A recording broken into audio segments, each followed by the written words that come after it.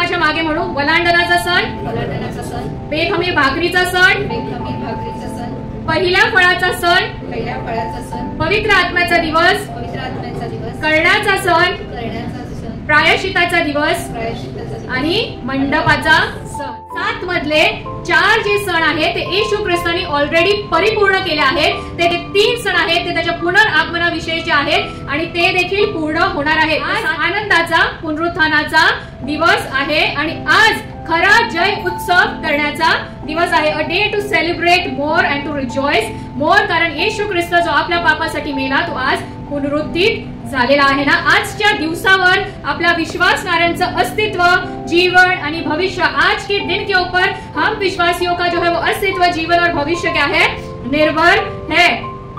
अगर यीशु मसीह मरने के बाद मरा हुआ ही रह जाता तो कहानी उधर ही खत्म हो जाती, पर कहानी अब शुरू हुई है ना. कहानी अभी बाकी है, कहानी शुरू हुई है और कहानी अभी बाकी है, क्योंकि आज वो जी उठा है और केवल जी नहीं उठा है पर वो अनंत काल के लिए जीवित है. आज तो फक्त मरणार तो उठला नाही आहे, परंतु अनंत काळासाठी तो जिवंत आहे. आपण पटकन पुनरुत्थानाच्या संदेशाकडे जाण्याच्या आधी जे 2 सण आहेत त्याच्याबद्दल आपण बघू. तर बेखमीर भाकरीचा सण आणि प्रथम फळाचा सण आणि ह्याचा आजच्या पुनरुत्थानाच्या दिवसाशी काय घेणं देणं आहे ते आपण बघणार आहोत. तर निर्गमन ह्याचा 23वा अध्याय 14 ते 19. जुन्या करारातला बेखमीर भाकरीचा सण होता जो वलांडणाच्या सणानंतर 7 दिवस पाळला गेला होता. तर याच्याबद्दल नवीन करारामध्ये मार्क 14:1 त्याला म्हणजे कोणाला, येशूला कधी पाळत होते, कोणता सण होता, तर आपल्याला कळलं बेखमीर भाकरीबद्दल ना. बेखमीर भाकरीचा सण जो जुन्या करारामध्ये पाळायला सांगितला होता आणि जसं वलांडणाचा कोकरा नवीन करारामध्ये येशू झाला तसंच तो बेखमीर भाकरी देखील आपल्यासाठी झाला आणि आपल्याला देखील त्यांनी बेखमीर भाकरी सारखं होण्यासाठी सांगितलेलं आहे.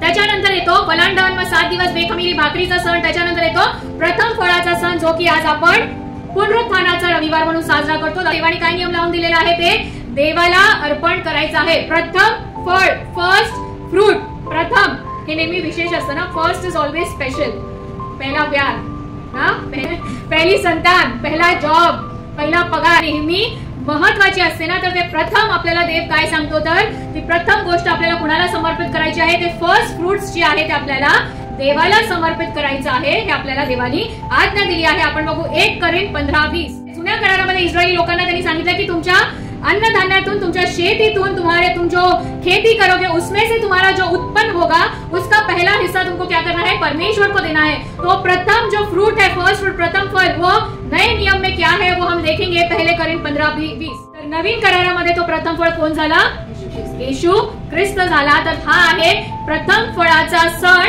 तर झोपी गेलेल्या ख्रिस्तामध्ये त्यातला तो काय झाला, प्रथम फळ झाला. तर तो आज प्रथम फळाचा किंवा जो पुनरुत्थानाचा रेझरेक्शनचा डे आपण साजरा करत आहोत. येशू ख्रिस्ताला प्रथम फळ का म्हणत आहे, कारण तो हंगामाचा फळ जो आहे तो हार्वेस्ट आता येणार आहे. Because he was the first one, वो पहला था जो मृतों में से अनंत काल के लिए जी उठा. और अभी कौन सा हंगाम आने वाला है, बाकी जो लोग यीशु मसीह में मर गए हैं वो फिर से जी उठेंगे अनंत काल के लिए. तो हार्वेस्ट येणार आहे. तर तो त्या हार्वेस्टचा तो काय झालेला आहे, प्रथम फळ झालेला आहे. झोपी गेलेल्यातून उठविण्यात आला आहे ना अनंत काळासाठी. आणि येशू ख्रिस्ताच्या पुनरुत्थानाच्या द्वारे त्यांनी आपल्याला काय दिलेली आहे, खात्री दिलेली आहे की जे सर्व विश्वासणारे येशू ख्रिस्तामध्ये मेले आहेत ते काय होणार आहेत, पुन्हा जिवंत होणार आहेत, ते पुन्हा पुनरुत्थित होणार आहेत ना. आजचा पुनरुत्थानाचा दिवस आनंदाचा दिवस आहे, कारण तो आता मृतांमध्ये नाही आहे. मेलेल्यातून उठविलेल्यांमधला तो प्रथम फळ झाला आहे. त्यांनी मृत्यूवरती विजय मिळवला आहे. तो मरणातून पुन्हा उठला आहे आणि तो काय झालेला आहे, आपला नवीन करारातला प्रथम फळ झालेला आहे ना. कलस्य पत्र 1:18. फर्स्ट मैंने बोला कि पहला जो है जिंदगी का हर जो है चीज हमारे लिए स्पेशल या इम्पोर्टेंट होती है, तो हमको क्या करना है, परमेश्वर को, यीशु मसीह को हमारे जीवन में प्रथम स्थान, ते प्राधान्य आपण त्याला दिलं पाहिजे ना.